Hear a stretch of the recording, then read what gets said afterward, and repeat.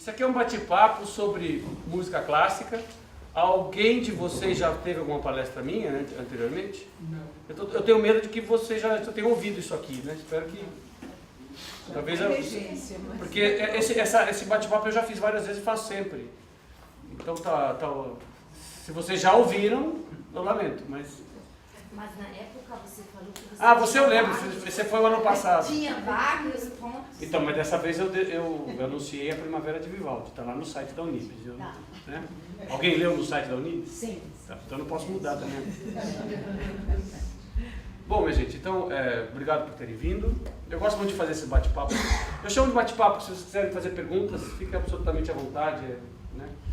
A questão que sempre me incomodou na minha profissão é por que tem gente que tem esse conceito, essa ideia que está no ar de que música clássica é uma coisa chata, uma coisa difícil. Muita gente... Acho que vocês não pensam assim porque estão aqui, né? Mas eu comecei a fazer bate-papos, concerto, programa em rádio, escrever coisa justamente para tentar mexer um pouco com isso. Né?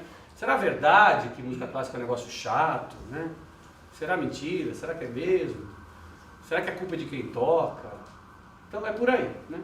A questão é a seguinte, todo esse repertório de música clássica que foi feito no século XIX, XVIII, ele foi feito para um tipo de público muito diferente do que a gente tem hoje. Não sei se vocês já pararam para pensar nisso. E qual era essa diferença? Se você imagina assim, estamos no século XIX, 1850, não existia aparelho de som, não existia televisão, não tinha internet, não tinha computador, não tinha telefone, não tinha disco, CD player, não tinha nada. Uma pessoa que gostasse de música fazia o quê? Pergunto a vocês, me digam. Ia assistir, Ia assistir. Assistir onde? Porque também não era assim, tem concerto toda hora. O concerto era uma coisa eventual. Salas de concerto, eu chutei um ano aqui, 1850, né? Salas de concerto existiam em algumas cidades. A grande maioria das cidades do mundo ocidental não tinha sala de concerto. Então você também não tinha oportunidade de assistir música sempre. Então o que sobrava, às vezes você ouvia música na igreja, as pessoas na igreja tinham música, mas era aquela música restrita, aquele repertório sacro. Né? Você não ia ouvir uma sinfonia de Beethoven numa igreja, isso não existia. Né? Você não ia ouvir um concerto de Vivaldi numa igreja. Ou a outra possibilidade que você falou, acho que alguém que falou, que é as pessoas tocavam em casa. Esse era o jeito de se ouvir música. Por isso que tem tanta gente aqui, nós todos aqui brasileiros, temos sempre alguma tiazinha velhinha no interior que tem um piano velho em casa, não é? Todo mundo que tinha condição comprava um instrumento. Tinha um piano em casa. Era muito comum as famílias terem, a mãe tocava piano, o pai violino, a filha violoncelo. Eles tocavam juntos, convidavam os vizinhos. Isso era muito comum na classe média que estava surgindo na Europa, que foi surgindo durante o século XIX. No século XVIII não era o piano, era o cravo, mas se fazia música em casa. Inclusive no século XVIII, primeira metade, nem existia sala de concerto, gente. Não existia concerto público. Eram raríssimas as salas de concerto, pouquíssimas.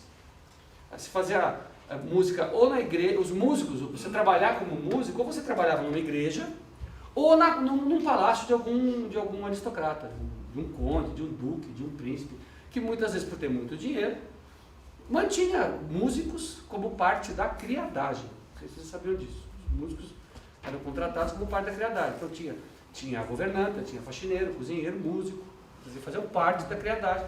E o cara falava, esse sábado eu quero ouvir música. Então o camarada tinha que juntar lá os colegas dele, ensaiar alguma coisa e tocar. Era assim.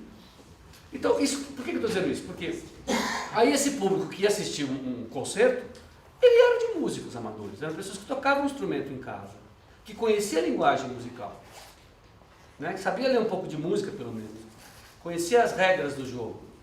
Né? E quando no século XX, com o surgimento do gramofone, do rádio, para que as pessoas vão estudar música, aprender um instrumento? É muito mais fácil botar um disco. Alguém sabe o que é uma vitrola ainda aqui? Né? Um disco na vitrola, quando era criança era vitrola. É muito mais fácil botar um disco e ouvir do que eu gastar 3 anos da minha vida para conseguir tocar piano mais ou menos. Então, por causa disso, as pessoas perderam o contato com a linguagem musical. A música só pode ser pensada como uma língua.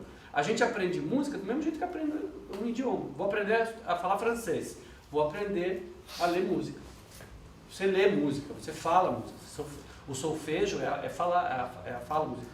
Você interpreta a música.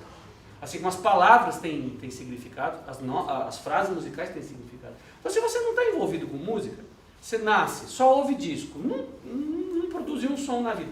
Se pelo menos você cantasse num coro, né? Cantasse num coro, que é uma coisa fácil de fazer. Você iria assistir um concerto e você não ia achar música clássica chato. Estou completando meu raciocínio agora. Na verdade é isso que acontece, né? Quem aqui de vocês toca algum instrumento? Você toca o quê? Piano. Piano. E quem aqui canta em algum coro? Ou faz alguma outra atividade musical? Eu só estou aprendendo a flauta transversal. Então, olha, 3 pessoas. As outras não se sintam criticadas. Essa é a realidade nossa hoje em dia, né? No século XIX, se a gente estivesse fazendo uma conversa em 1850, era o contrário. 3 pessoas não sabiam tocar piano ou flauta, ou seja lá o que, ou não cantavam no coro. Então ele ouviu uma sinfonia de Brahms, entendia aquilo tudo. Ele tocava em casa uma sonatinha de Mozart, facinha de tocar, que Mozart fez para um amador. Aquela sonata era uma sinfonia em miniatura. Isso, não vou entrar nesse assunto hoje, mas eu poderia mostrar para vocês. A gente ouviu uma sonata de Mozart, analisar, e depois ouviu uma sinfonia. A sinfonia nada mais é que uma sonata grandona. Às vezes dura 40 minutos. Fala, ai meu Deus, 40 minutos de música. Mas a sonatinha dura 10. Mas é a mesma coisa. Eu só tocava uma sonata em casa no piano e assistia um concerto e não tinha nada de estranho. Agora, se a gente não toca mais, vai uma sinfonia de 40 minutos, façam um teste. Vão a uma sala de concerto aqui no Brasil. Vocês vão ver que depois de 10 minutos, a maioria do público já está impaciente. Está olhando o relógio, começa a folhear o programa, liga o celular. Né? Uma boa parte do público não aguenta ouvir mais de 10 minutos, porque está destreinado. Tá? Então aí por causa disso tudo eu inventei essas palestras, meu programa no rádio e tudo mais, né? Que é para tentar suprir essa lacuna. Eu acho que se vocês estão aqui, provavelmente vocês gostam de ouvir música, né? Devem ouvir. Então já deve estar com a sensibilidade exercitada, mas mesmo assim, vamos ouvir então uma música hoje. Do mesmo jeito que a gente, em casa, tocando instrumento, vai conhecendo as entranhas da linguagem musical, a gente vai tentar fazer isso hoje. Eu vou pegar uma música, a gente vai ouvir, e eu vou tentar analisar essa música com vocês, e ver o que passou pela cabeça do compositor quando ele compôs a música. E aí a gente vai entender melhor o que se passa ali. Né? E eu peguei uma música bem conhecida, como está no site da Unibis, que é a Primavera de Vivaldi. Ok? Então agora a gente vai começar a ouvir essa música e vamos dar uma esmiuçada nela. Alguma pergunta? Pode fazer, eu gosto de perguntas. Não? Tá bom. A Primavera de Vivaldi tem 3 partes, 3 movimentos. Vamos ver o primeiro, ele dura 3 minutos e alguma coisa. É curtinho, tá? Vamos ouvir. Então eu peço para vocês tentarem manter a atenção durante esses 3 minutos e pouco.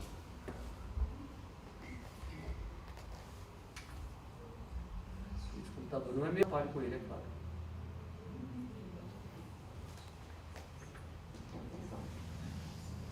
Alguém batendo na porta.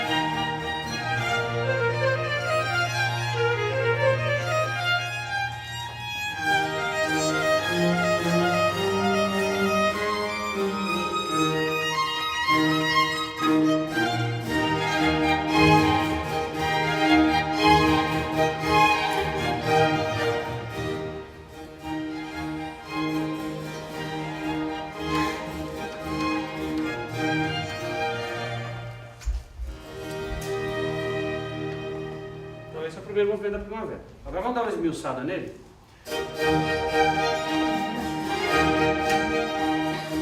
Meu computador não faz isso. Acabou, acabou.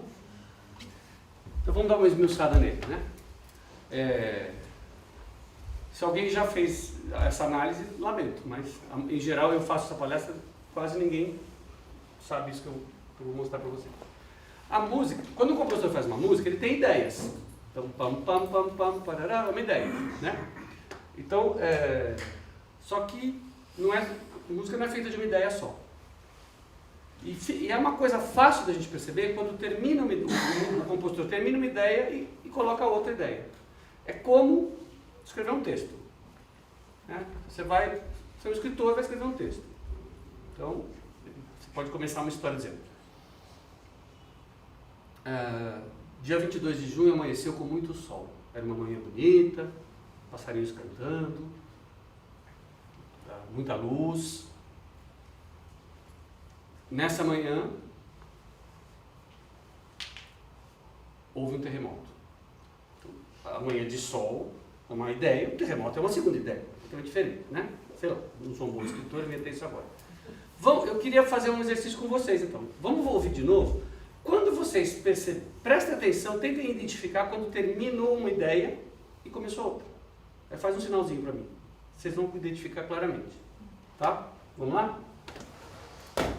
E a gente vai marcar aqui no quadro.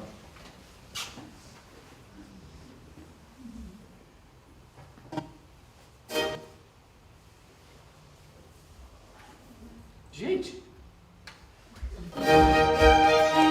essa é a primeira ideia.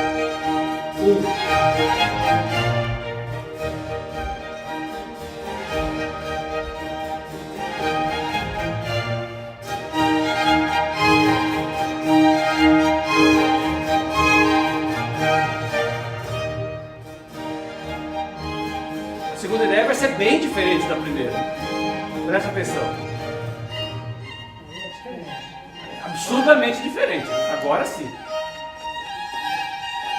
Aquilo lá que vocês apontaram não fazia parte da primeira ideia. Então a gente pode voltar e ver. Daqui a pouco vai começar um negócio diferente. Claramente diferente. Só prestar atenção.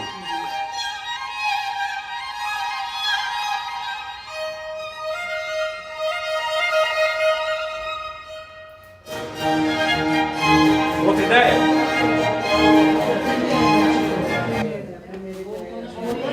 Voltou na primeira.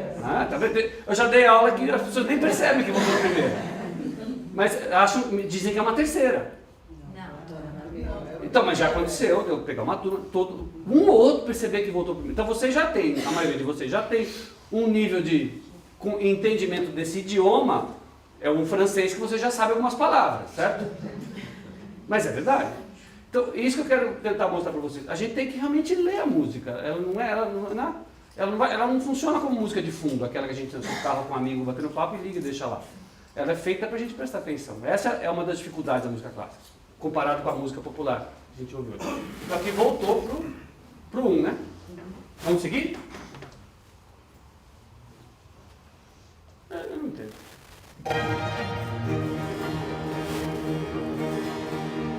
Aí já é outro. Essa é a...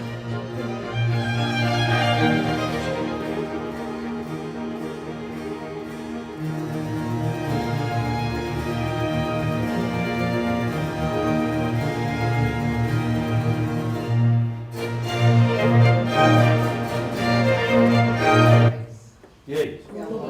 Voltou na 1 de novo, né? Olha aí, ó. Já está dando uma pista pra gente, né? Não é feito de qualquer jeito, né? Estamos vendo o que isso aqui já está mostrando pra gente? O cara planejou isso aqui. Tem um planejamento, né? Professor, posso perguntar uma coisa bem, Claro. bem básica? Que eu imagino que seja bem básica para mim. Como que o cara cria música?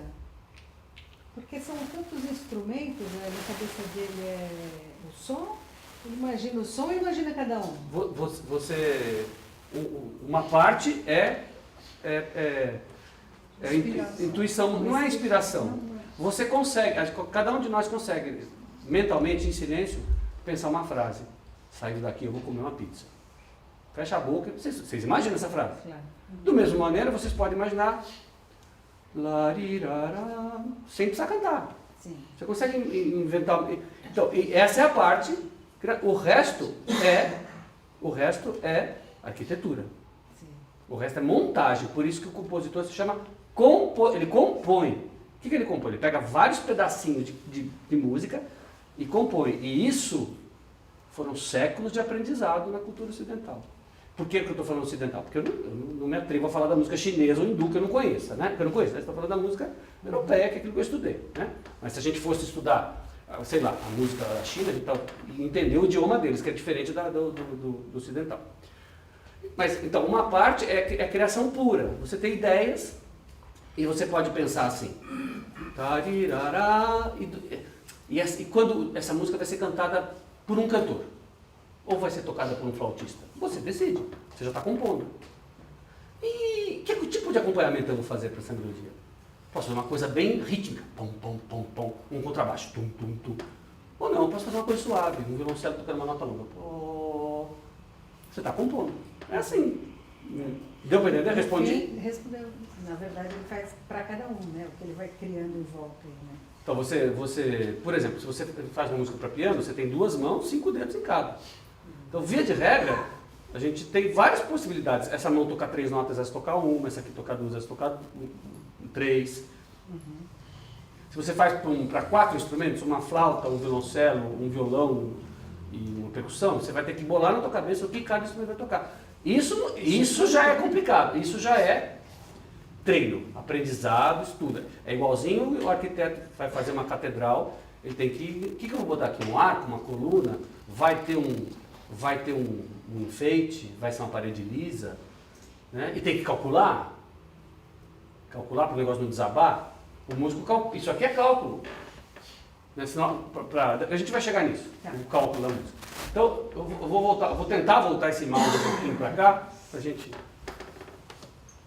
Esse computador não é o meu, então eu estou meio atrapalhado. Voltou, consegui. Agora está no seu livro.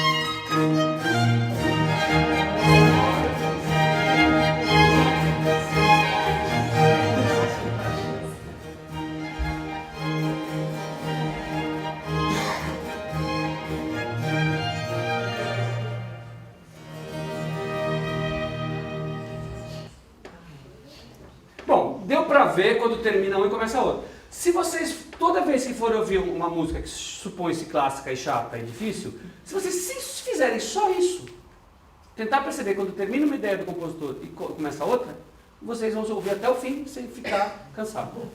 Sem ficar aborrecido. Estou falando sério. É como se você estivesse lendo um texto. Né? A diferença é que essas ideias aqui não são um texto, não tem um significado concreto. Mas é claro que sai de um mundo para o outro, né? Alguém levantou a mão aí, está falando. O que foi? O número 1 seria algo como um refrão? Exatamente. Mas antes de eu continuar nisso, e aqui? Isso aqui era Alguns falaram que eram 6. Aí teve gente que ficou assim, será que é um 1? Será que ele ia mudar aqui só? Se aqui for um 6, aqui é um 7. Se aqui for um 1, aqui é um 6. Concorda comigo? Né? A gente pode tentar descobrir, vai dar um certo trabalhinho, mas vocês topam? Sim. Vamos cantar isso aqui? Vocês têm medo de cantar? Vocês têm medo de cantar? Eu faço, vocês repetem. Tá? Vou cantar inteiro. Pam pam pam pam pam pam pam pararam, pararam pam pam pararam, pararam pararam pam pam pam pim pam pam pam pam pararam, pararam pam pam pararam, pararam pararam pam pam pam pam pararam pam para, pam pam pararam pam para, pam para, pam pam pararam pam pam pararam pam para, pam pam pararam pam para, pam para, pam pam pararam pam. Quantas partes tem isso? Alguém contou 4? Alguém falou 4 aqui? Pam pam pam pam pararam, pararam pam pam. Vai dar trabalhinho, né? Pararam pararam pam pam pam. Pam pam pam pam pararam, pararam pam pam pararam, pararam pararam pam pam. Pam pam pararam pam param, pam pam pararam pam param, pam param pam pam pararam pam. Pam pam pararam pam param, pam pam pararam pam param, pam param, pam pam pararam pam. 4? Certeza? Ninguém percebeu nada? Como é que é? O que repete? A primeira e a última. Não tem certeza? São 2? Repete 2 frases? Vamos lá? Pam pam pam pam pararam, pararam pam pam pararam, pararam pararam. Vamos ver se vocês decoraram sem mim. Vai lá. 1, 2, 3, 4.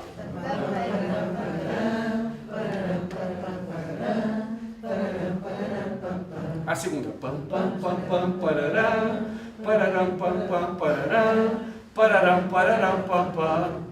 É igual, só muda o finzinho, o rabicho.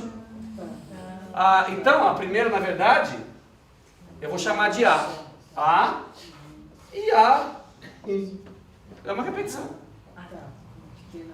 Não, rápido. Irrisório. Aí, segunda, aí depois.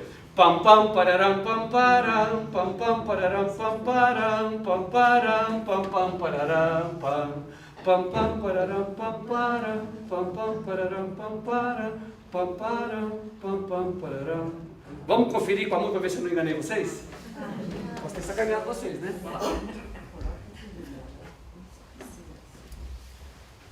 Eu não entendo por aí. Ele abre uma janela e pergunta, reproduzir? Claro que é reproduzir. É óbvio. Meu Deus do céu, eu não quero essa janela. Não é burro esse computador?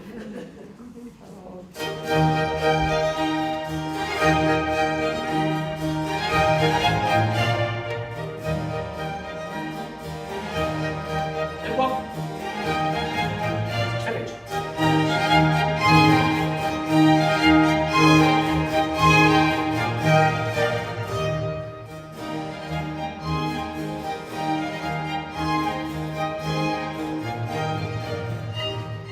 Deu para acompanhar?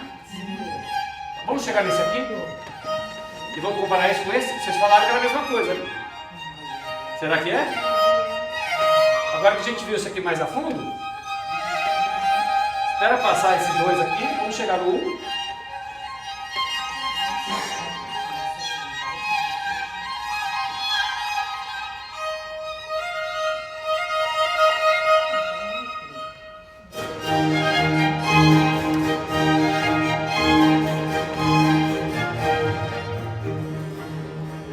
Quantas frases teve esse aí? Oh, meu Deus, para! Só teve uma frase. E esse aqui teve 4. Na verdade, esse aqui tem 2, né? Porque essa aqui é repetida. E aqui só teve uma. Foi suficiente para lembrar disso aqui. Né? Vocês da primeira vez reconheceram isso aqui como sendo aqui. Ele precisa tocar tudo para você se lembrar da primeira? Não. Por que ele repete aqui? Isso é uma regra da música clássica europeia, uma das regras que a gente chama de regra pétrea. cláusula pétrea da música clássica. Quando você coloca o teu primeiro tema, aquele que você julga ser o mais importante, que vai segurar o ouvinte no chão, você tem que repetir, para ele ter a chance de memorizar. Isso não é só Vivaldi, não é só essa época, o compositor, ele está preocupado que você tenha uma audição participativa, que você memorize um pouco daquilo lá. E isso aconteceu com vocês. Quando chegou aqui, vocês se lembraram. Vocês tiveram dificuldade para perceber que isso aqui tinha repetição. Aí já é um nível de escuta um pouco mais difícil. Mas vocês perceberam que isso aqui era isso aqui. Mesmo ele tendo tocado só uma frase. Alguém ia falar alguma coisa? O Erik Satie tem essa coisa muito de fazer repetição. Mas aí não, é outra história. Em outro aspecto. Aí é outra história. Memorizar aquilo. Por exemplo, Não. Música para mobília fica o tempo inteiro na mesma Não, música, você acaba decorando. Mas aquilo ele está sendo sarcástico. É outra história. Aqui a gente está falando do padrão clássico e o Satie é um moderno. Ele é um cara que quer provocar. Isso não é o caso. Eu uso a repetição, mas com outro objetivo. Não é pro ouvinte memorizar. Muitas vezes ele é sarcástico, para satirizar a própria linguagem musical. Que é todo aquele período de virada do século XIX para o XX. É uma coisa do Marcel Duchamp botar o negócio de fazer xixi no museu lá. Vocês sabem essa história, né? É a mesma coisa, é uma provocação. Isso aí fica para outra palestra. É uma observação muito boa sua, bem lembrado, mas o objetivo aqui é outro, né? Então, aqui... Alguma outra pergunta? Não? Tá. Então, se aqui ele põe um só, e vocês se lembraram desse aqui. Esse aqui é composto por A e B, e aqui só tem um. O que ele tocou? Foi o A ou foi o B? Um dos dois ele tocou. Foi o A? Como era o A? Canta pra mim, você já gravaram. Pam, pam, pam, pam, parará, piraram, pam, pam, parará, pá. O A é papá, papá, parará. Papá, papá, parará. E como é o B? Pam, pam, pararam, pam, para, pam, pam, pararam, pam, para, pam, para, pam, pam, pararam, pam. Alguém percebeu alguma coisa? Nada? Ó, vou fazer a mímica de novo, né? Pam, pam, pam, pam, pam, pararam, pararam, pam, pam, pararam, pararam, pararam, pam, pam. E a parte B? Pam, pam, pararam, pam, para, pam, pam, pararam, pam, pam. Uma conversa. Não é uma conversa, é uma pergunta e resposta. A primeira frase é claramente interrogativa, ela para no ar. Pam, pam, pam, pam, parará, piraram, pam, pam, parará, piraram, pariram, pam, pam, pam, pam. Se você parar aqui, você sente qual a sensação que vocês têm? De que precisa continuar. Canta mais uma vez, por favor. Pam, pam, pam, pam, parará, pararam, pam, pam, parará, pararam, pariram, pam, pam. Dá para parar aqui? Agora a segunda frase, é o B. Pam, pam, pararam, pam, para, pam, pam, pararam, pam, para, pam, para. Ele não insiste, tam, tararam, pam. É a resposta, percebe? Eu não sei se vocês já se deram conta, mas no nosso idioma, na língua portuguesa, em, sei lá, a maioria das línguas, o que faz a diferença entre uma pergunta e uma afirmação é só a música da frase. Se você fala assim, hoje você vai ao médico. Estou falando para minha mãe, hoje você vai ao médico. Não tem conversa. Hoje você vai ao médico. Hoje você vai ao médico? Estou perguntando. Tem alguma palavra, alguma sílaba diferente entre essas duas frases? Nada. Hoje você vai ao médico. O sentido muda absurdamente. Primeiro eu estou bravo com a minha mãe e falo, não, hoje você vai ao médico. O outro, a minha atitude é outra, eu não estou nem bravo, eu estou tranquilo. Hoje você vai ao médico? E o que mudou? Não foi a nota final que mudou? Foi a nota. Não só a final. Não só a final. Tudo. Hoje, já estou mais grave, você vai ao médico. Hoje você vai ao médico. Hoje, comecei já com uma agudíssima, a primeira já é outra. Muda realmente o grave, o agudo. Então, nós seres humanos, por algum motivo que nós não sabemos, quando a gente vai para o agudo, a gente tem uma sensação de tensão. Se você fizer um exercício simples. a gente contrai tudo. Agora, se a gente vai pro grave, a gente relaxa. Faça a experiência. Não seja assim. E para. Tá tudo tenso. Agora, pega aqui esse agudo e vai. A música é a mesma coisa. O compositor quer deixar o ouvinte tenso, ele começa a ir pro agudo. Ele quer relaxar, ele vai pro grave. E o cara que está acostumado com o funk e o pancadão não sentem isso. That's the problem. Então eu não sou contra a existência do funk e do pancadão. Quem gosta, não vou patrulhar o gosto de ninguém. Mas são tipos de música em que esse tipo de sensibilidade não é exercitado, porque é um ritmo é feito para dançar, não é feito para ler, para ouvir. Percebe? O compositor de música clássica ele faz um texto para a gente ler, é mais difícil do que você dançar. Né? E não me entenda mal, música para dançar sempre existiu e deve existir. Se eu sair e for num lugar para dançar, apesar da minha idade eu gosto de fazer isso, eu não vou querer que toque Vivaldi, certo? Não vai me ajudar em nada. Agora, se eu sentar numa sala de concerto para ouvir música e achar bonito, eu tenho que estar com essa sensibilidade um pouco exercitada.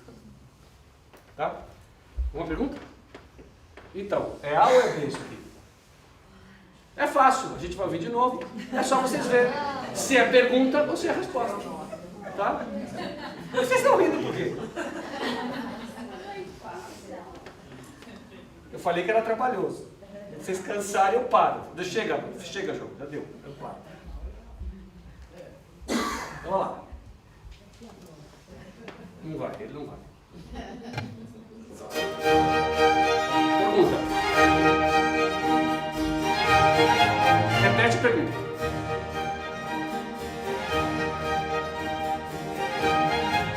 Resposta.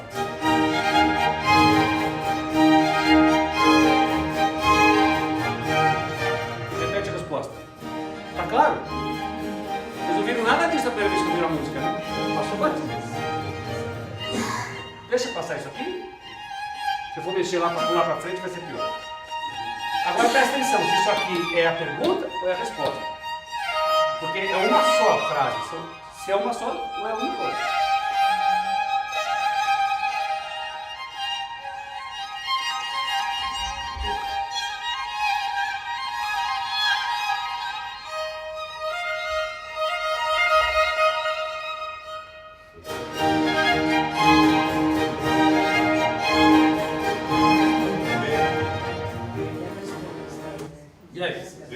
Pam pam pararam pam para, pam pim pararam pam para, pam pararam pam. Essa pergunta ou a resposta? Então isso aqui é o B.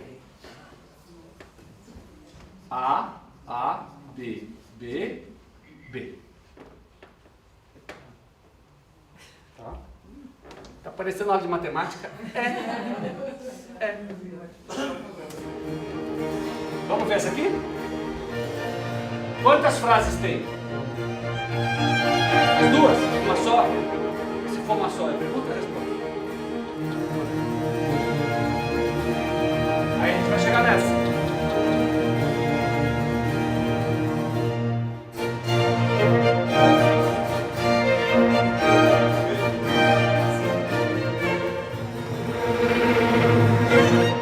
Também é o B a resposta.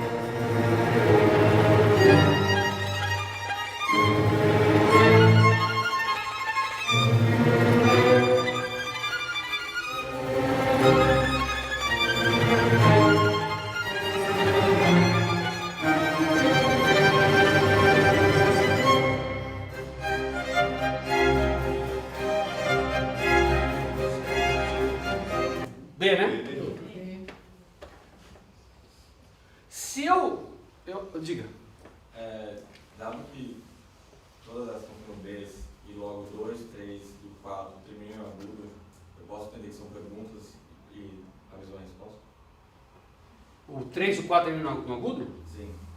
O 3 termina no agudo? Eu acho que uma interpretação do texto. Você sentiu a pergunta? Porque não é questão de terminar no agudo, é terminar ascendente, indo para o agudo. Eu posso fazer uma frase inteira no agudo, mas sem fazer esse movimentinho para cima. Tá? Mas vamos ouvir. Porque eu me lembro, o terceiro não terminou ali, não. Ele não vai, ele abre uma janela. Mas é um inferno. Tô aqui. Aqui é tudo muito agudo, mas fica agudo o tempo todo. Ele vai terminar em suspenso. Ele não vai dar uma sensação de final, realmente. Ó. Mas não chega a ser uma pergunta. É uma hesitação, parece. Agora o 3 que você falou. Tudo grave. Médio grave. E tudo meio assim, meio chato. Meio pulando. Aqui ele foi um pouquinho e voltou.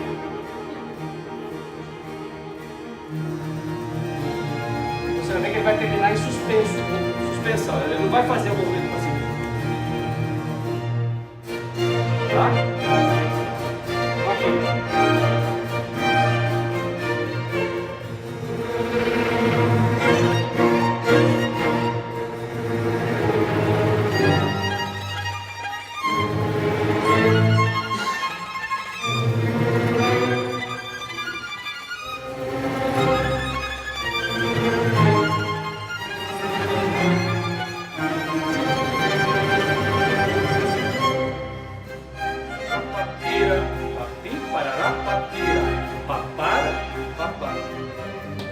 Agora que vem a questão. Chegamos finalmente. Demorou? Isso aqui é um ou é um tema novo? Ouça bem. Vê se tem alguma semelhança com isso aqui.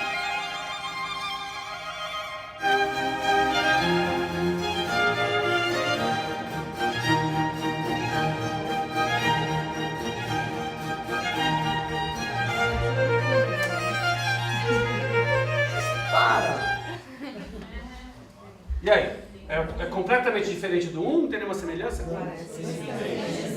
Hã?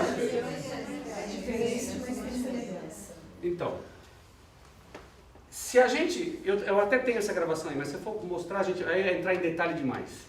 Se eu pegar, botar no programinha do computador, cortar esses aqui e deixar só os uns, vocês vão ver que nenhum é igual ao outro.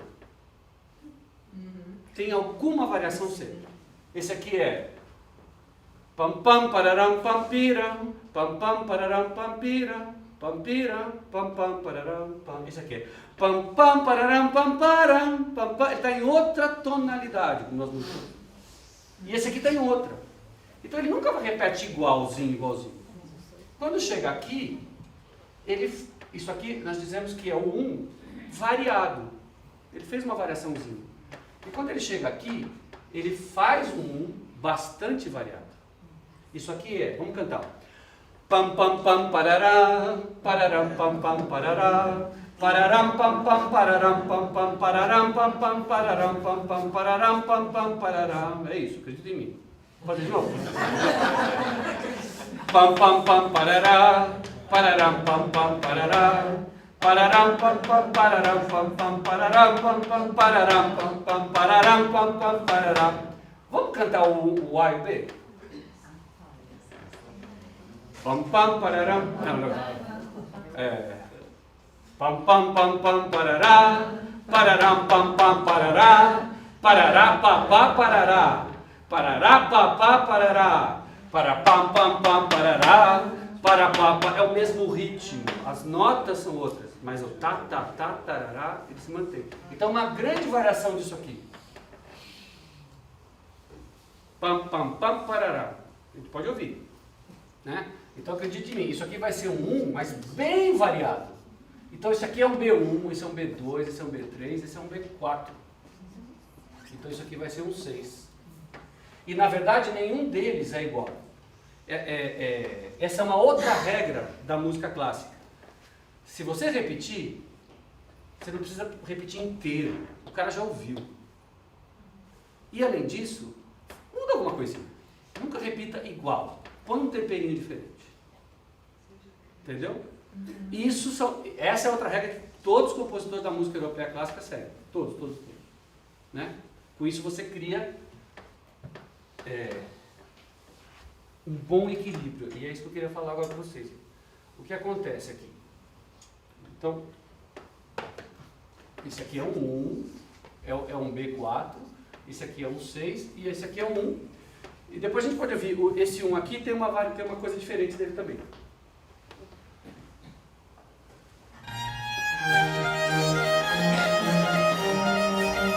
Presta atenção nesse 1.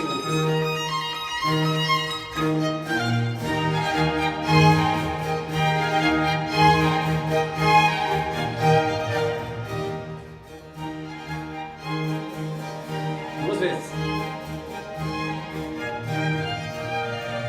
B. É a única vez que ele faz duas frases, né, no B.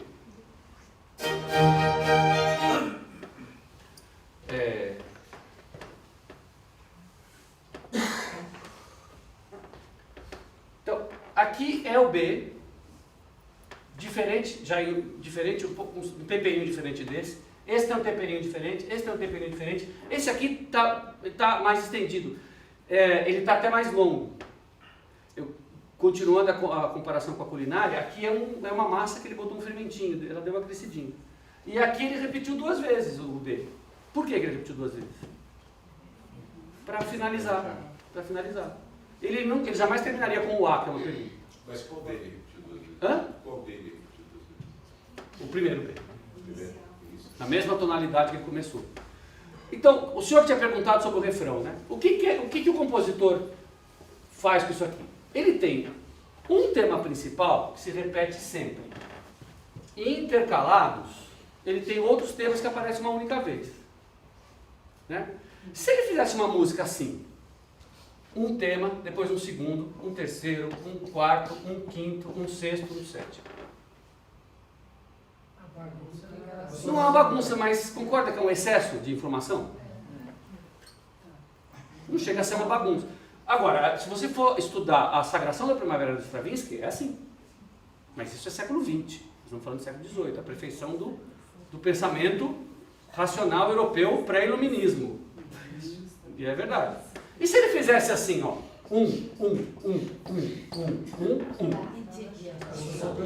Hã? Monotonia. Essa aqui, se ele botar um ritmozinho para dançar, tá perfeito. Né? Então, veja, isso aqui era o conceito que eles tinham da europeu, racional, clássico, pré-iluminista, assim, né? De equilíbrio. Então, a gente tem aqui uma informação que se repete constantemente, intercalada com coisas novas. No resultado final, você não tem nem uma coisa monótona que se repete muitas vezes, e nem um excesso de termos. Hoje, a gente está acostumado com isso aqui. Nós estamos acostumados com isso aqui. Isso aqui, esse equilíbrio aqui foi quebrado há muito tempo atrás. O nosso Mário de Andrade, não sei se vocês sabem, um grande escritor brasileiro, ele era músico.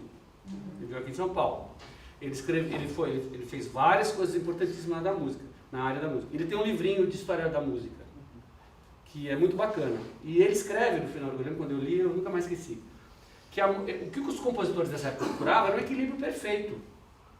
Uma música equilibrada, né? E que era uma coisa tão utópica para um ser imperfeito como ser humano que o classicismo acabou durando pouco. Foi o período da história da música que durou menos. O barroco, que antecedeu, durou muito mais tempo, depois veio o romantismo, que foi desequilibrando tudo, né? Até chegar nas coisas mais modernas, como o Satie, que até satirizavam e procuravam destruir o que tinha sido feito antes.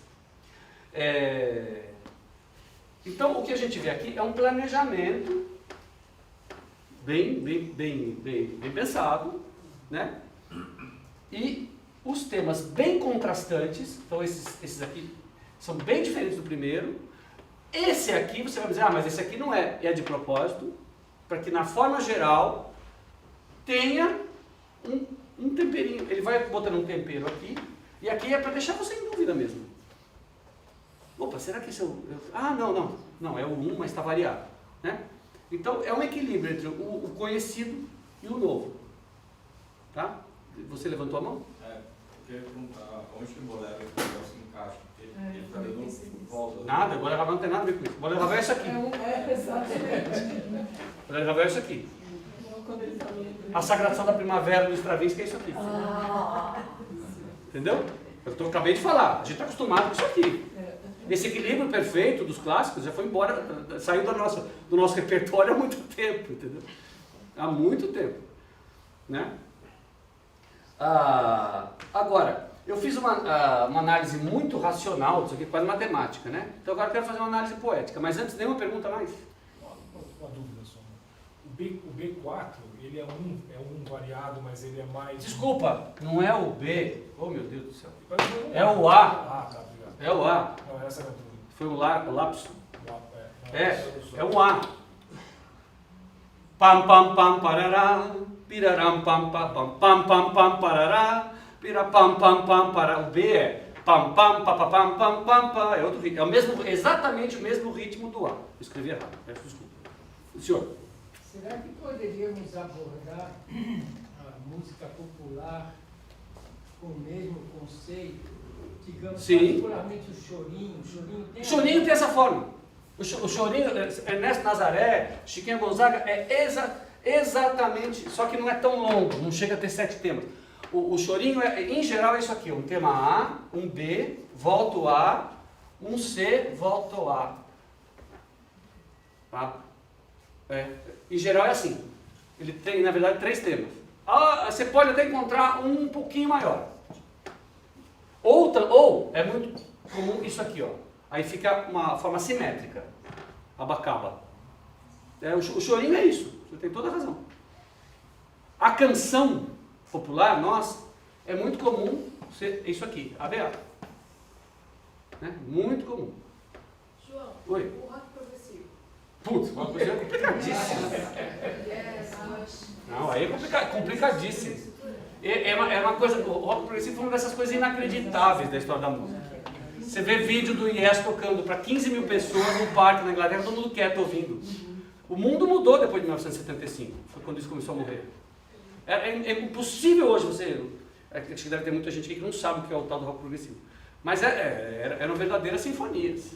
Aquilo é música clássica feita com baixo, guitarra, bateria e teclado. E que o Wakeman também era dessa fase, então. Sim. É a versão original. Isso, é. Existe alguma repetição dessas ideias nos outros movimentos?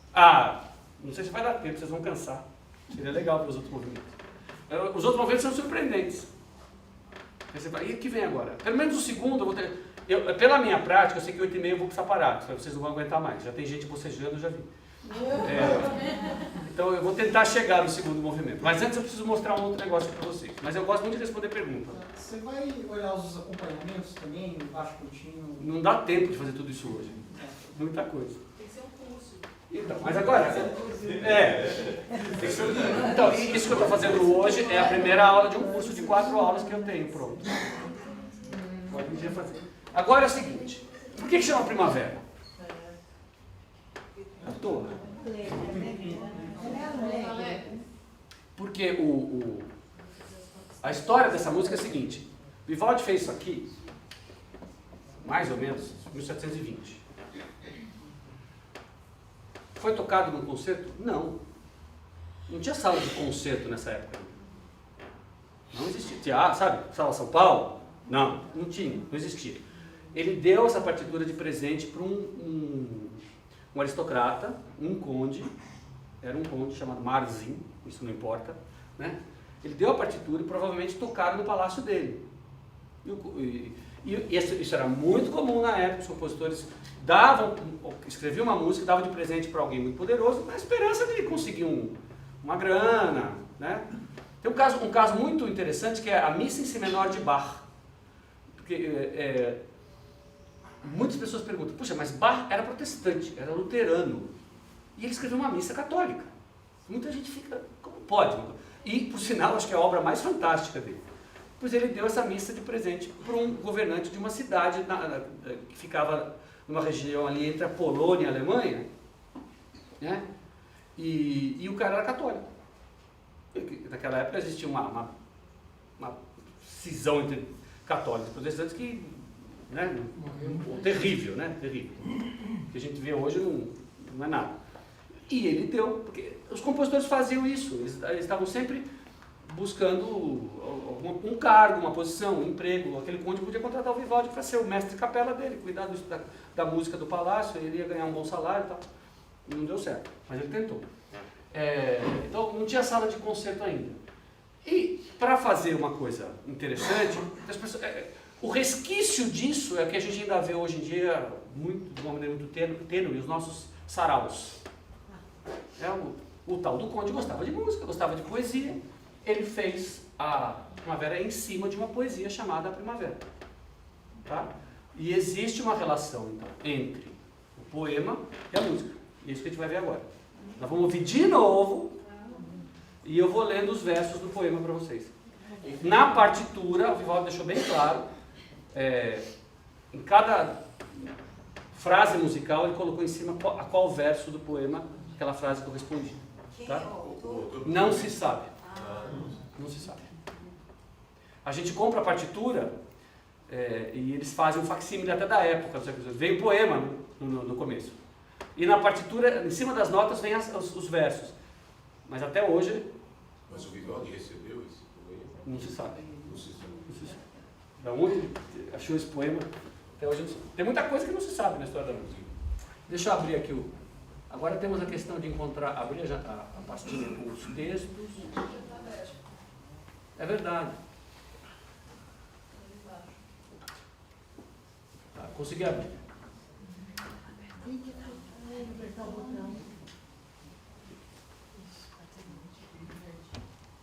O que foi?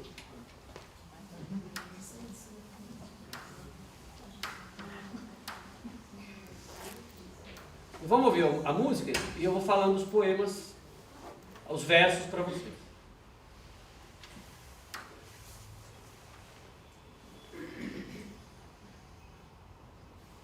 Então, o primeiro verso é chegada a primavera com as suas guirlandas, as flores, né?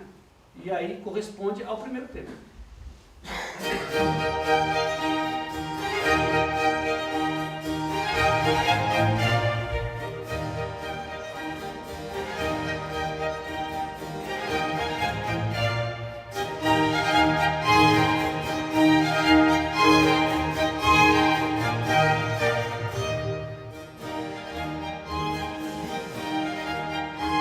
Segundo verso. Saudam-na os pássaros com alegre canto.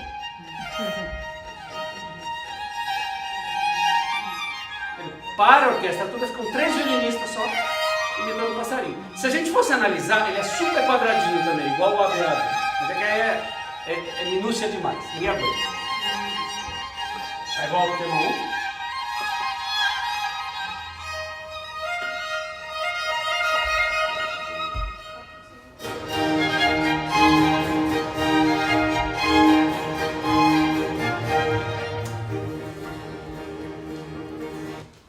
O próximo verso é: e as fontes, ao respirar dos zéfiros, com doce murmúrio fluem.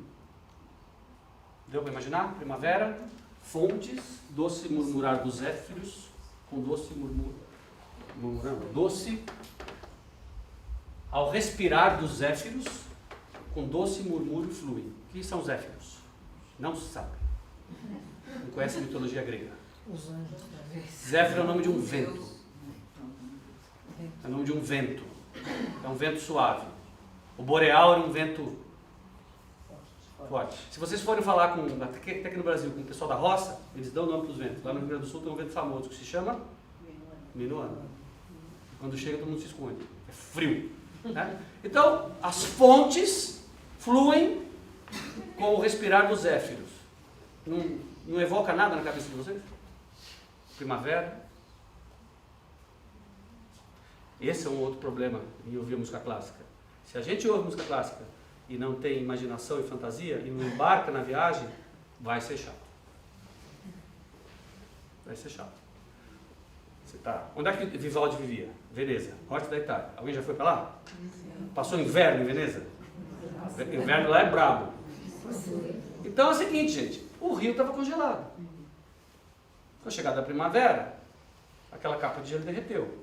A água volta a fluir. A fonte ao murmurar dos zéfiros. Então, com a brisa, o rio volta a fluir. E é exatamente o que ele tenta imitar aqui. Se vocês olharem, não tem nenhuma melodia bonita para ser cantada. É uma coisa estranha. Mas se vocês procurarem ouvir na região mais grave, tá fazendo assim. Ele fica saltando de uma nota para outra.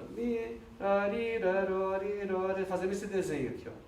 Que é o desenho da onda. Ele desenha. Aí os violinos fazem.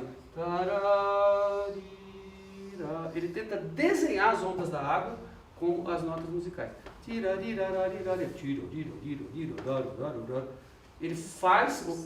tenta fazer uma imagem sonora da água do rio fluindo. Vê se vocês conseguem pescar.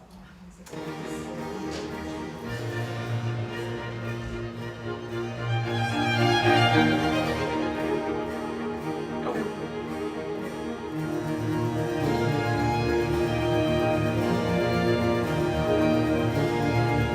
Próximo verso. Vem cobrindo seu ar de negro manto. Fontes e relâmpagos e trovões anunciam raios.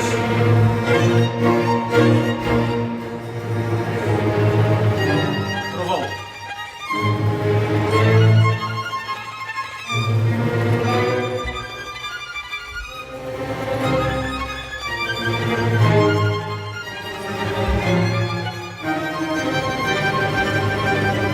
Próximo verso. Quietando-se estes, os passarinhos voltam ao seu alegre encanto. Passo, mas completamente diferente desse. Ele não iria repetir esse passo. O passarinho cantando.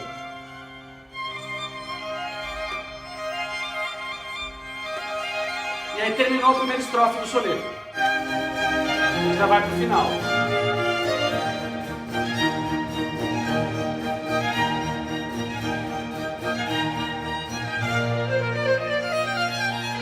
Aqui não tem nenhum verso. Já pega pro fim.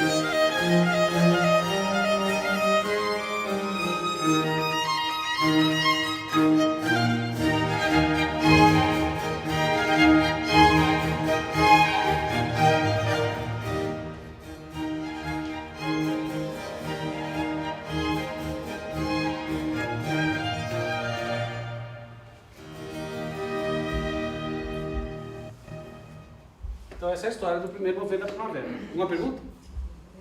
Mas dá para curtir sem saber tudo isso, né? Dá. Eu sempre gostei muito e imagino lá. Tá? Mas em geral as pessoas memorizam o primeiro tema e nem sabem do que se trata o resto. Né? Pega a parte pelo todo. E isso é como, por exemplo, a quinta de Beethoven. Pam, pam, pam, pam, pam, pam, e depois? Depois, a quinta de Beethoven é uma loucura. Se a gente fosse analisar, eu ia marcar uma aula de 2 horas, com intervalo de meia hora. Quando chegasse no fim, eu tenho certeza que vocês iam estar de queixo caído. Porque é uma coisa muito mais fantástica do que isso aqui. Mas tem... fazer então, deixa eu outro dia. Né? Agora, a quinta de Beethoven não tem nenhuma historinha. É música pura. A gente pode dividir toda a produção, o repertório da música clássica em 2 categorias. Aquele tipo, as obras feitas em cima de um texto, de um poema, de uma história, de uma lenda, e aquelas outras que não tem nada. É música e fim de papo. Então, nessa categoria aqui, tem o Sherazade, que ele fez, o Korsakov fez, depois de ler As Mil e Uma Noites, ele fez o Sherazade.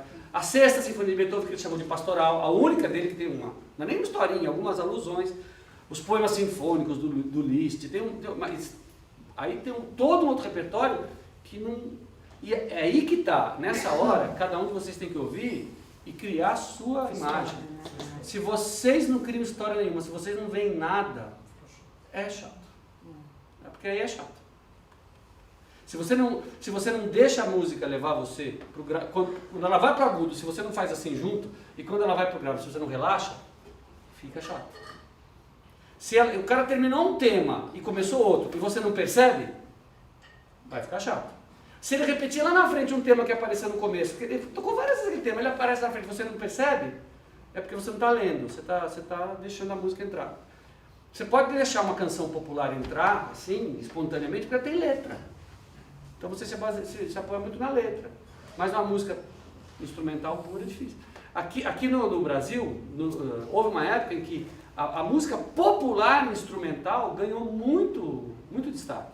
Foi o tempo do Hermeto Pascoal, do Trio Dalma, do Humberto Gismonti. E isso morreu, porque a música sem letra, sem canto, é mais difícil. Mesmo a popular. Mesmo a popular. O chorinho, o senhor falou chorinho. O chorinho teve uma época que todo mundo tocava, aliás, Nazaré, também caiu. Virou uma música de poucas pessoas. A música instrumental pura tinha conseguido um grande público. Caiu. É difícil. Né? Alguém levantou a mão aí.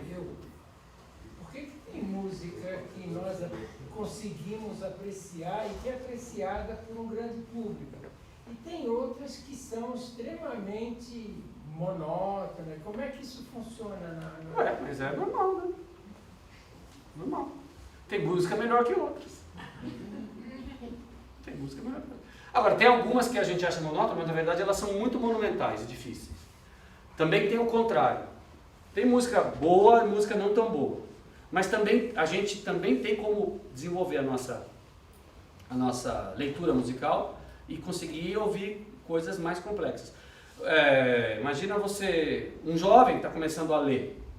Você bota um livro de 1.200 páginas na frente dele. Ele vai olhar aquilo e não vai querer ler. Você começa com um livro de 20 páginas. Né? Você nunca ouviu música clássica, não conhece nada. Você vai querer ouvir as sinfonias de Mahler, de cabo a rabo. Difícil, gente. Se você sentiu que gosta, eu tenho gosto pela coisa, começa com as obras menores. Vai ouvir música barroca, Bach, Vivaldi, as músicas duram 15 minutos, 13 minutos. Não vai ver uma sinfonia de Mahler que dura 1h30. Você chega lá depois de um tempo. A gente também melhora a nossa audição. Melhora no sentido de exercitar mesmo. Desenvolver a percepção. Igualzinho a questão do livro. Sabe, você começa lendo. Hoje eu não estou para começar um livro grande. Eu estou a fim de ler alguma coisa, contos de 2 páginas. E você pode ter grandes obras que são miniaturas. Você pega a Chopin, por exemplo. A maior parte da obra de Chopin são pecinhas de 2 minutos, 3 minutos. São pequenas. É a diferença entre uma joia, uma pedra, um diamante. Você olha aquele diamante, é perfeito, lindo, ele brilha. Ou não é a pedra, é uma joia grande. Imagina as mulheres aí que gostam de joia, um colarzão bonito, assim, bem composto. É uma coisa. A coroa da rainha da Inglaterra, tá? E uma pedrinha. A pedrinha também é bonita. Né? Agora, a gente já é 8h15, eu queria mostrar o segundo movimento. Para a gente terminar. Tá? Eu adoro. Aí nós vamos fazer o contrário. Eu vou ler os versos. Vou contar até 10 para vocês tentarem imaginar que música vocês fariam. E aí a gente vai ouvir a música. Depois vocês vão me dizer se vocês percebem alguma relação. Tá? Também dura 2, 3 minutos a música. Mas antes eu vou ler os versos. Deixa eu fazer o contrário.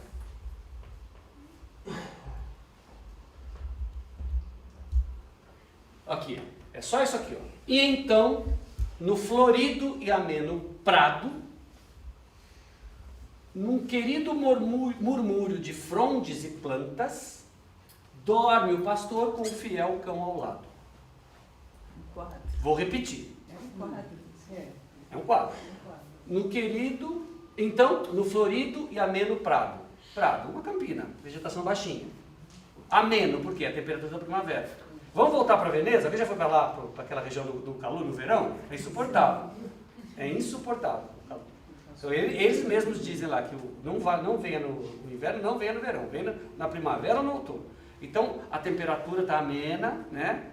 O querido, né? O florido prado, no querido murmúrio de novo, de frondes e plantas.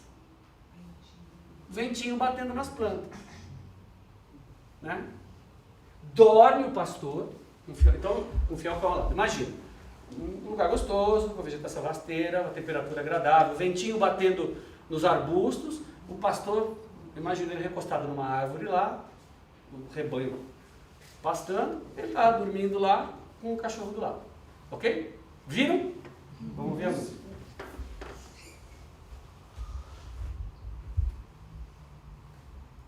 Chegando para... eu fechei o arquivo. Já abri, vamos lá. Então, essa música tem. Eu vou até subir o volume um pouquinho dessa música.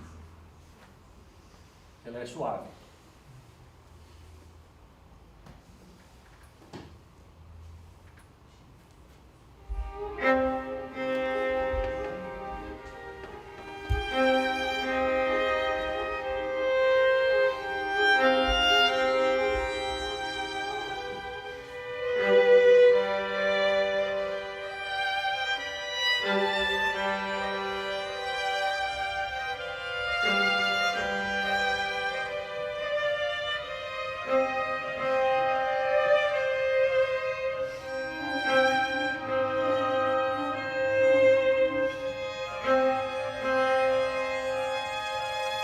ouvindo o cachorro? Mostra o cachorro para mim. Tá ouvindo? Au, au. É um cachorro cartesiano. Ele late no centro do ritmo. É verdade. Se o compositor do século XX era torto, mas... Alguém está ouvindo o murmúrio do ventinho nos arbustos? Esse é o mais difícil.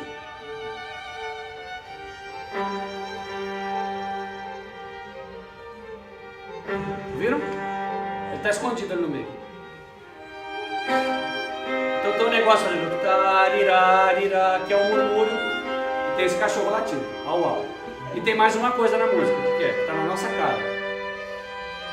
Hã? Não, o vento a gente já viu. Tem mais uma coisa.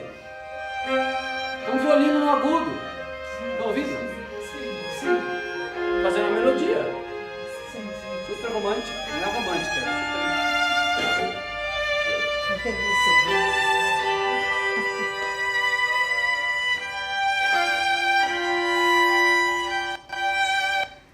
Então, a gente tem 3 coisas acontecendo ao mesmo tempo. Tem um instrumento que é a viola, fazendo, que no caso aqui é o mais grave, os contrabaixos e o violoncelo pararam de tocar, a viola faz pom, pom, que é o au, au. Pom, pom, fica repetindo isso várias vezes. Pom. Tem os violinos que ficam escondidinhos fazendo que é o ventinho. E tem o violinista principal fazendo lá no agudo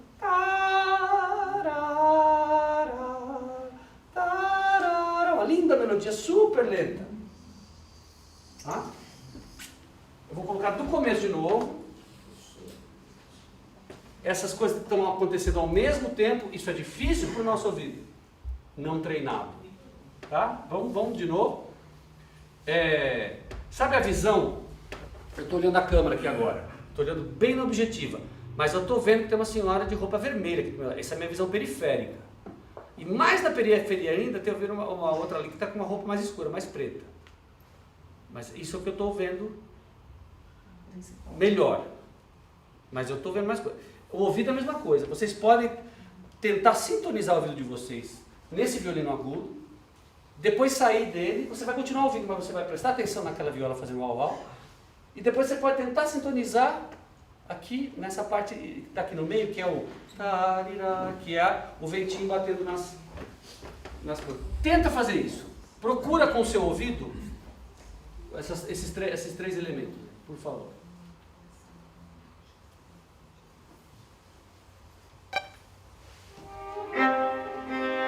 Esse é fácil, não?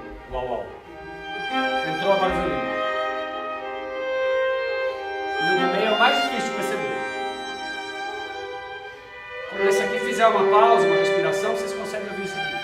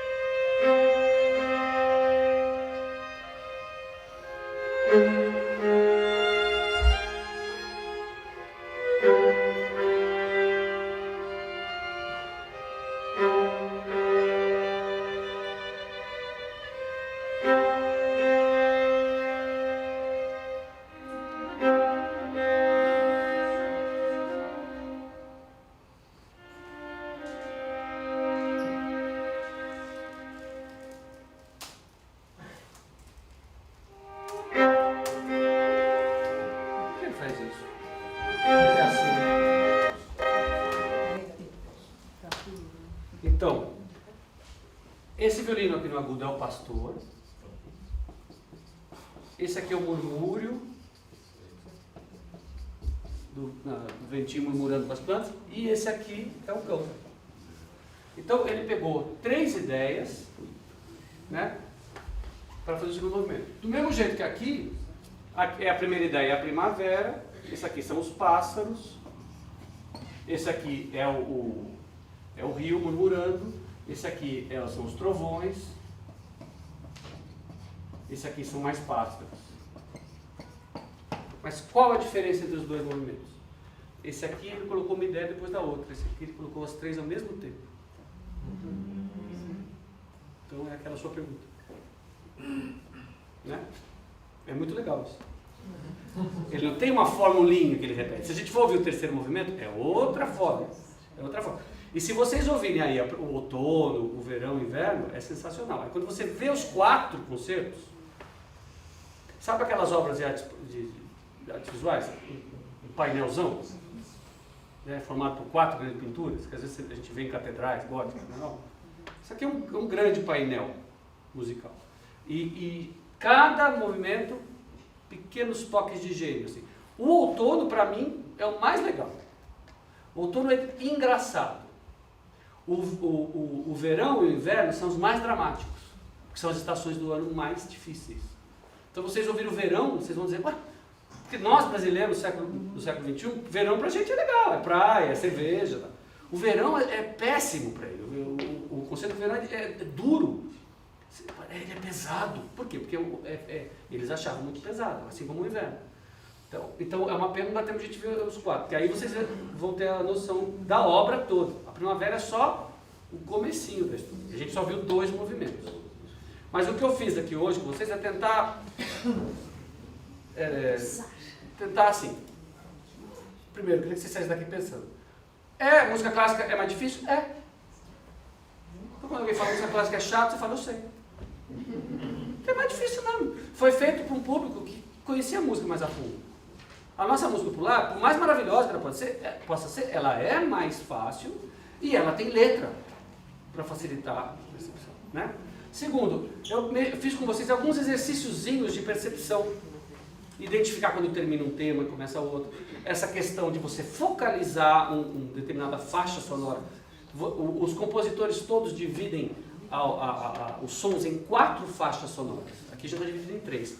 Mas todas as obras são divididas em 4. Quando você ouve uma sinfonia de Beethoven ou de Tchaikovsky, uma orquestra, você vê 100 músicos tocando, não são 100 faixas sonoras, são 4.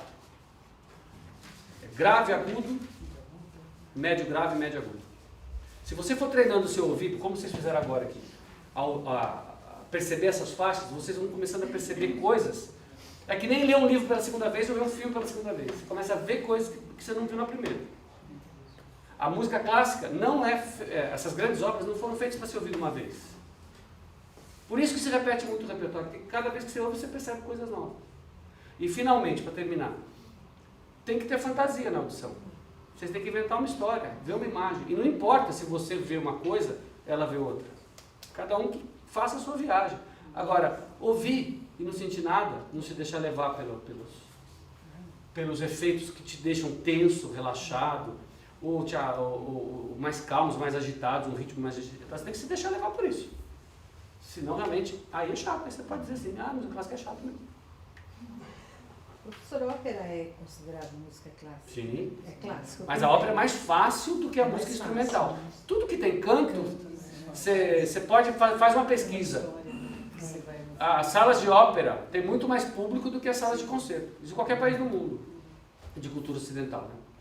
Né? Eu lembro que uma vez eu toquei aqui, quando eu tocava no USESP, veio um regente russo fazer um concerto com a gente.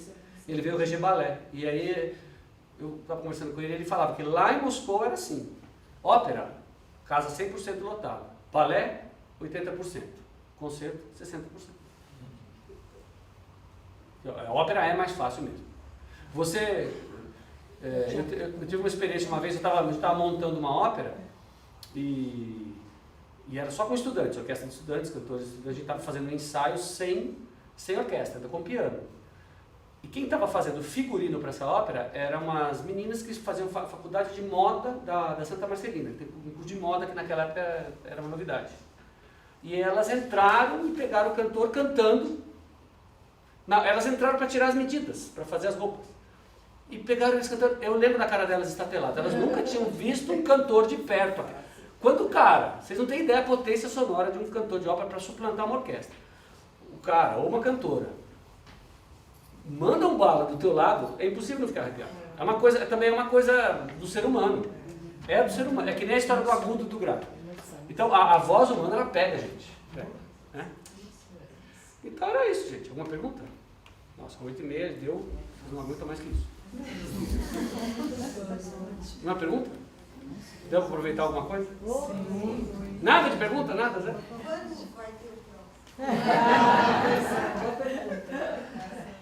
Eu vou repetir isso aqui no MIS, em dezembro.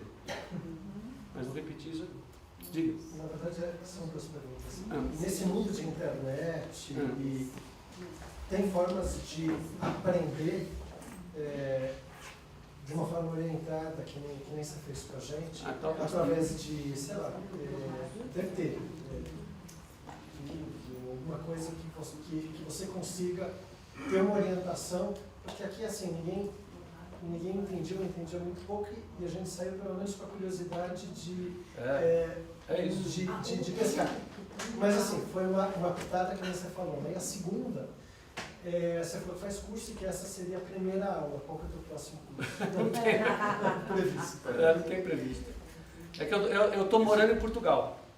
Então eu venho para cá, faço concertos por 2 semanas e volto. Então eu não fico 4 semanas aqui. Aqui mesmo na Unibis eu já fiz esse curso, mas era toda segunda-feira, mas eu não fico 4 semanas. Podia fazer 4 dias em seguida, quando eu ver. Se vocês quiserem, vocês podem me mandar uma mensagem no Facebook. Se vocês quiserem montar um grupo que seja 4 dias em seguida, eu posso fazer.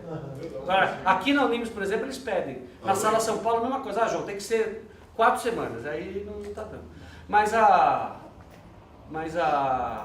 é como você falou, despertar curiosidade.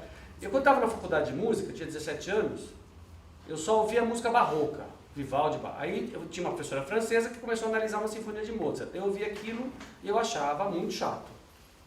Só que eu dizia, bom, eu estou estudando, estou na faculdade, esse compositor é famoso, acho que eu que devo estar errado. Se eu não estou percebendo que isso aqui é bom. A professora manda a gente estudar, e eu, assim, meio obstinadamente, pegava aquele disco todo dia ouvia. E depois, assim, vou falar para vocês, depois de uma semana, caiu a ficha. Nossa, não tinha percebido. Porque, assim, não é uma coisa rápida. Foi uma coisa feita 300 anos atrás, as pessoas eram mais... A gente está muito acelerado. A gente tem que... Tem uma outra história que eu gosto de contar, que assim, eu fui no museu na França para ver os impressionistas. Eu queria ver os quadros do Van Gogh, do Monet, passei numa sala e eu olho na parede, tinha uns quadros de retratos de pessoas pretos, escuros. E eu tinha ido lá para ver as cores dos impressionistas. Aí eu lembro que eu parei e falei, nossa, cada quadro feio, né? Que coisa, esses caras... Não é à toa que surgiu os impressionistas para acabar com essa escuridão aqui. Aí eu saí e tinha um quadro de um compositor, o Berlioz, um retrato, mas é desse tamanho, enorme. Acho que é o tamanho dessa janela, é um negócio enorme. Aí eu parei, falei, nossa, é o Berlioz. Aí eu parei e fiquei olhando um pouquinho. Sabe o que aconteceu? Minha pupila abriu. O quadro não era preto. Ele era verde, marrom, azulado, começou a ver as rugas do cara. Apareceu aquela gravatona que eles usavam, aquele... Eu não tinha dado nem tempo da minha pupila abrir, precisava de 30 segundos para poder se adaptar. Então, é uma coisa na audição. Esse tipo de música, a gente precisa dar um tempo para a nossa cabeça. Hoje tudo é feito para ser fast food. Na toa que na Itália eles criaram o slow food, vocês conhecem isso, né? É a mesma coisa. Então, se você quiser, não precisa de muito curso para não. Tenha paciência. Deixa o seu cérebro trabalhar. Presta atenção. Ouça com atenção. Transporte-se para outra era, para outro espaço-tempo. Uma hora que você não esteja com pressa, você vai começar. Deixa a sua fantasia funcionar. Põe um pouquinho de racional para você identificar os temas quando eles aparecerem. É que nem filme, né? Às vezes eu me atrapalho com os personagens de um filme. Começa um personagem, outro, aí aparece uma mulher que é parecida com aquela primeira. Aí minha mulher fala assim, não, essa é outra, não é aquela. Mas não é aquela lá. É quando eu vejo... É normal. É normal. Quem nunca se atrapalhou com um personagem de filme? A gente não pode ter pressa, gente. Isso aqui é o tipo de coisa que foi feito em outra era para pessoas que tinham outro timing. Não tenham pressa. E não tenham preconceito. Se tanta gente gosta, porque algum valor tem. Né? E é isso, curta, divirta-se. Isso aqui é para dar prazer, não é para ser um problema. Tá bom? Pergunta histórica. O Coreto da Praça antecedeu a sala de concerto? Eu não sei te dizer, mas eu acredito que sim. A música de rua sempre existiu, né? Desde a Idade Média. A gente sabe que na Idade... Coreto da Praça especificamente, eu não sei dizer, mas tinha aquele teatro de rua da Idade... Tinha música de rua na Idade Média. Só que essa era uma música, muitas vezes, ainda não era escrita, era improvisada, então o registro disso, não tem. O que nós temos é o registro de partitura, né? Então por isso que a gente tem mais informação sobre a música clássica do que a popular de séculos anteriores. Né? Foi então que ficou registrado. No tema 4, do primeiro movimento, dos trovões, tem a percussão, tem os violinos, que outro instrumento? Não tem percussão nenhuma. Não tem percussão nenhuma. Aí é só uma orquestra de cordas. Então, é uma orquestrinha, primeiros violinos, segundos violinos, violas, violoncelos e contrabaixos. E um violinista, que é o solista. Primavera de Vivaldi, as 4 estações são escritas para essa formação. Só instrumento de cordas. Só de cordas? Só de cordas. Você ouviu percussão, alguma coisa? Não, eu vi que parecia um prato, alguma coisa assim. Não. É só cordas. Só cordas com arco. Violino, viola, violoncelo, contrabaixo. Só. Pega um vídeo, tem muito vídeo no YouTube. Aí você vê os caras tocando. Desculpe, tem um cravo. Tem um cravo. Talvez isso você possa ter identificado como percussão. O cravo é o instrumento de teclado. Bem pensado, obrigado. Esquecido do cravo. Talvez você tenha sentido o cravo como percussão. Pode ter acontecido. Mas dá uma olhada no vídeo. Mais alguma coisa, gente? Bom, então é isso. Espero que vocês tenham aproveitado. Obrigado por terem vindo.